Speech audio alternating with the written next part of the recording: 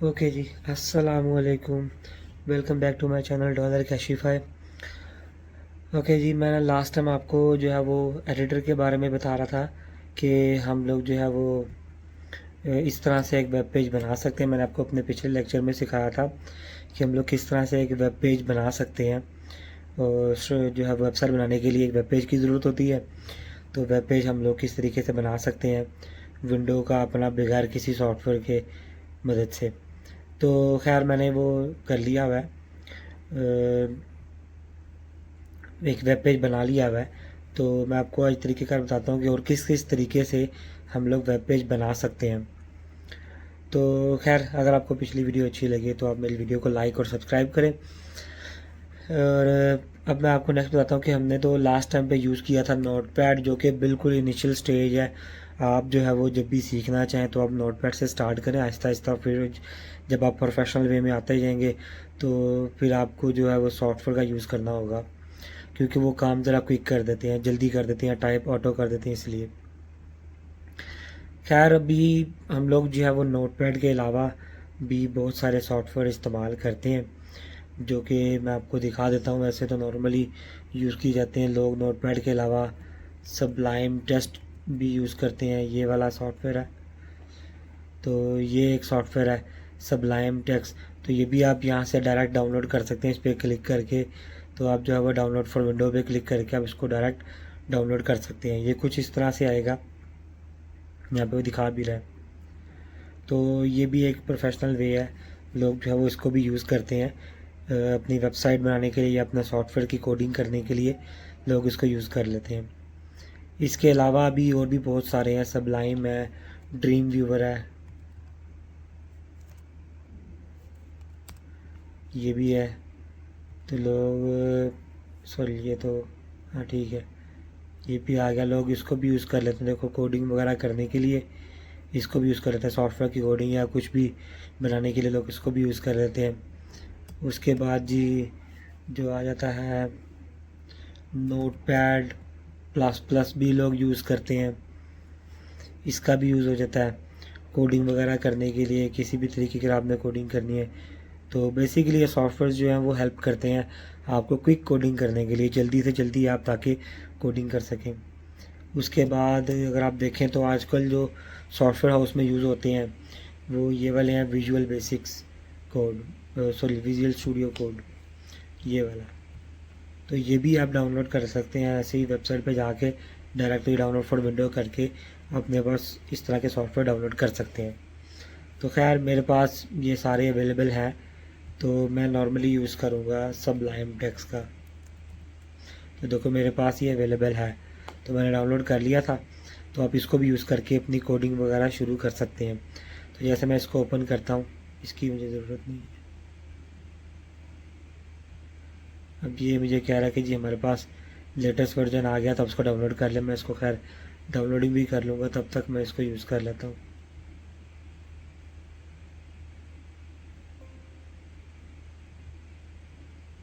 तो ये कुछ इस तरह का इंटरफेस आएगा। तो आप जो है वो डायरेक्ट फाइल में जाके न्यू फाइल क्रिएट कर सकते हैं।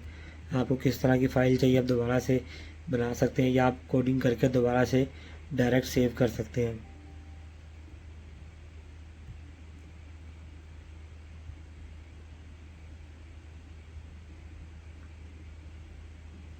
वो मुझे दोबारा से डाउनलोड करना पड़ेगा, खैर मैं इसको बाद में डाउनलोड कर लूँगा। अभी तो फ़िलहाल मैं अपनी वीडियो कंटिन्यू करता हूँ। यार न्यू फाइल बनने के लिए आप न्यू फाइल पे क्लिक कर दोगे, ऐसी न्यू फाइल तैयार होगी। आप अपना यहाँ पे कोड पंच करोगे जो भी आप चाहते हो, यहाँ पे आप अपना कोड लिखोगे। तो अभी मैं सिर्फ आपको फ़ाइल सेव करने का पैटर्न बता रहा हूँ। ये कोड है मेरे पास, और कॉपी करता हूँ इसको, ये मैंने पेस्ट कर दिया। देखो यहाँ पे कुछ इस तरह से आएगा। यहाँ पे कलर स्कीम भी आपको गाइड करती है कि आपने कहीं पे गलती कर दी है। तो मिसाल के तौर पर अगर मैं आपको ये दिखाता हूँ, ये और अभी ये कोड मेरा बिल्कुल एक्यूरेट है। लेकिन अगर मैं यहाँ पे एक मिस्टेक कर दूँ तो देखो यहाँ पे ये H1 का ब्रैकेट जो है वो ओपन क्लोज हो रहा है, लेकिन यहाँ पे ये सेम कलर में क्लोज नहीं हो रहा। इसका मतलब कि आप यहाँ पे मिस्टेक की है। तो खैर वो आप जब यूज़ करेंगे तो आपको आइडिया हो जाएगा। अभी आपको मे बी शायद ये कोड ना समझ में आ रहा हो, तो कोई इशू वाली बात नहीं है। तो मैं जो करता हूँ, कोई इशू वाली बात नहीं है। अगर आपको ये कोड ना समझ में आ रहा हो तो मैं आपको आगे चल के ये सारा गाइड करूँगा। खैर मैंने बता रहा था ये इस तरह से आपको मिस्टेक को गाइड करेगा। आप ये देखें बिल्कुल ठीक है, इसने अपना सेम कलर जैसे यहाँ पे था वैसे यहाँ पे ही रखा हुआ है। अब अगर मैं इसको सेव करता हूँ तो आप इसको एज इट इज़ वैसे ही सेव करेंगे जैसे आपने नोटपैड को सेव किया था। मैं डेस्कटॉप पे क्लिक करता हूँ और यहाँ पे मैं लिखता हूँ वेब पेज। तो यहाँ पे देखो ऑलरेडी ये आपको बता रहा है कि आप इसको HTML लिख रहे हैं, तो ये HTML के तमाम फॉर्मेट्स में इसको सेव कर देगा। मैं इसको सेव करता हूँ और अब आपको डेस्कटॉप पे जाके दिखाता हूँ। तो यहाँ पे देखो ये ऑटोमेटिकली सेव हो चुका है, इसमें आपको .html लिखने की ज़रूरत नहीं पड़ेगी।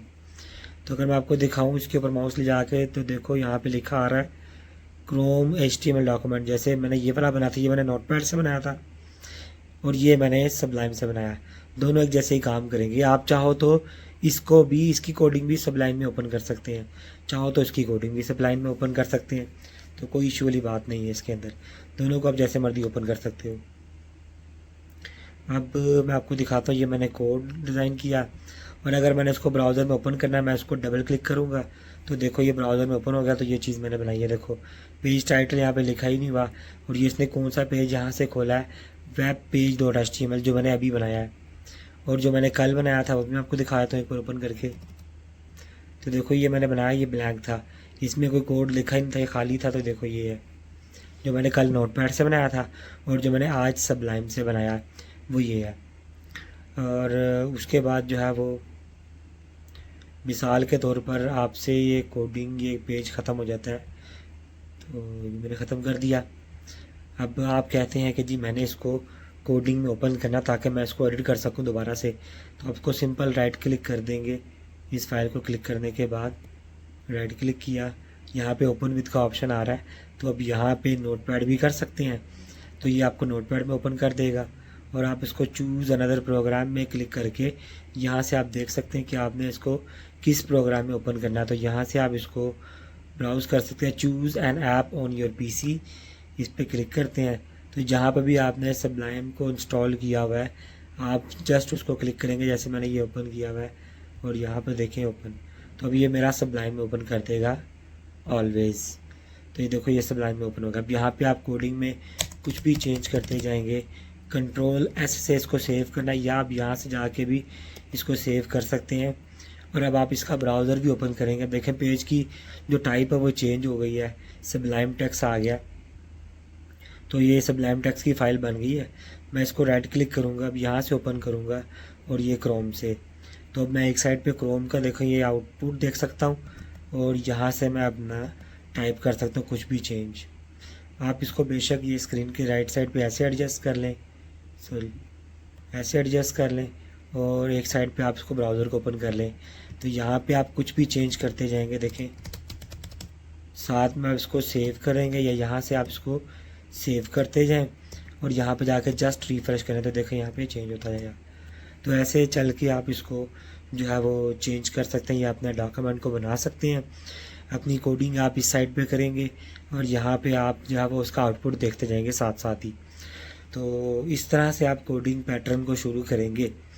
कोई भी सॉफ्टवेयर अगर आप डाउनलोड करते हैं, सबलाइम टेक्स्ट करते हैं, नोटपैड++ करते हैं, विजुअल स्टूडियो कोड करते हैं, तो आपने जस्ट इसी तरीके से सब फाइलें इसी तरीके से सेव हो जाया करेंगी। आप फ़िलहाल टेम्परेरी उसको डेस्कटॉप पे सेव करें और यहाँ पे जाके आप उसका आउटपुट देख लें ब्राउज़र में जाके। तो ये सबसे आसान तरीक़ाकार मैं आपको जो गाइड करता जा रहा हूँ। अब उसके बाद बिल फर्दर अब यहाँ पे हम लोग लेक्चर में आते हैं। तो ये उसने एक सिर्फ आपको समझाने के लिए एक पैटर्न दिया था कि आप हमारा एडिटर भी यूज़ कर सकते हैं।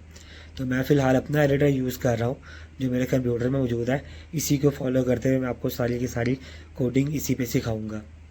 अब अगर इसको ख़त्म करता हूँ और अपना अगला लेक्चर देखता हूँ यहाँ पे,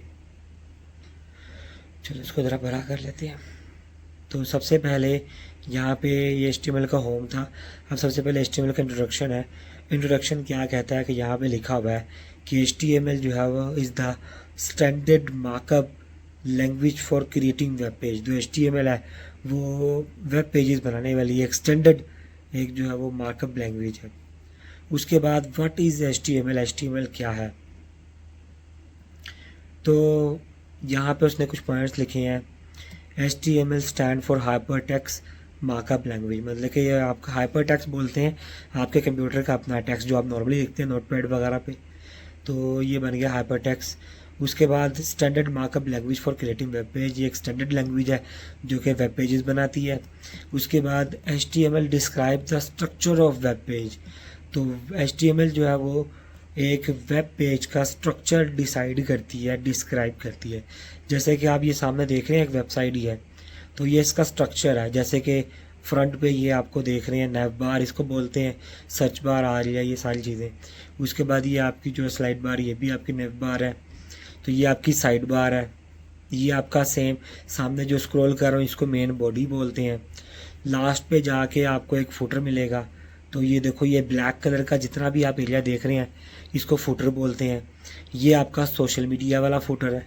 इस तरह से ये आपका वेबसाइट का अबाउट वाला डिस्क्रिप्शन है। तो ये आपका एक फुटर एरिया बन गया।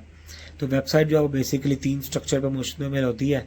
एक उसका जो है वो फुट हेडर जिसमें ये आपके नवबार आ जाते हैं, एक बॉडी जिसमें आपका डाटा आता है, और लास्ट पे जाके आपका जो है ये क्या से फुटर। तो ये फुटर जिसमें आपका ये जो कॉन्टैक्ट डिटेल वगैरह इस तरह की चीज़ें वगैरह आपको मिल जाती है।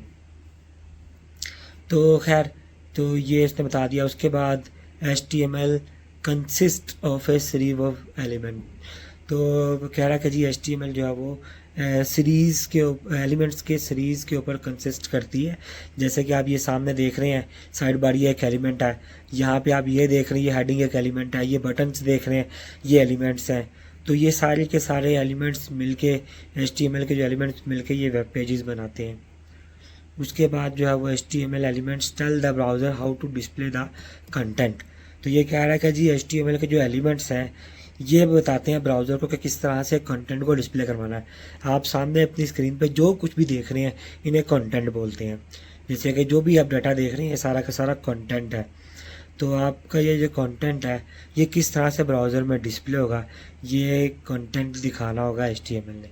जैसे कि मैंने यहाँ पे कोई भी कोड लिखा है, ये कोड जो है वो मुझे दिखा रहा है ब्राउज़र के ऊपर मेरा कंटेंट, तो ये HTML का काम होगा। उसके बाद लिखा हुआ है HTML elements label pieces of content such as this is a heading, this is a paragraph, this is a links ETC। तो ये कह रहा है कि जी HTML जो है वो कंटेंट के कुछ पीसीज पर मुश्तमिल होता है। जैसे कि हेडिंग्स होते हैं, पैराग्राफ होते हैं। जैसे कि ये हेडिंग है, ये लिस्ट है, तो उसके बाद जो है ये भी लिस्ट है। तो ये कुछ पैराग्राफ्स लिखे हुए हैं, ये हेडिंग लिखी हुई है, बोल्ड टेक्स्ट है, ये भी लिस्ट बनी हुई है, ये पैराग्राफ लिखा हुआ है एक। तो ये कह रहा है कि जी HTML इन्हीं चीज़ों पर मुश्तमिल है। पैराग्राफ बना लो, लिस्ट बना लो, और जो है वो जो है हेडिंग्स वगैरह बना लो, लिंक्स बना लो। ठीक है जी, आज का लेक्चर जो मैं यहीं पे भी फ़िलहाल ख़त्म करता हूँ। नेक्स्ट लेक्चर में इंशाल्लाह मैं आपको इसका आगे वाला इंट्रोडक्शन गाइड करूँगा। फ़िलहाल आज के लिए भी इतना ही। इंशाल्लाह आपसे मुलाकात होती है नेक्स्ट लेक्चर में। देखते रहें जी डॉलर कैशिफाई मेरा चैनल। वीडियो अच्छी लगती है तो आप सब्सक्राइब करें, मेरा चैनल को लाइक करें और आगे शेयर करते रहें। ओके जी, अल्लाह हाफ़िज़।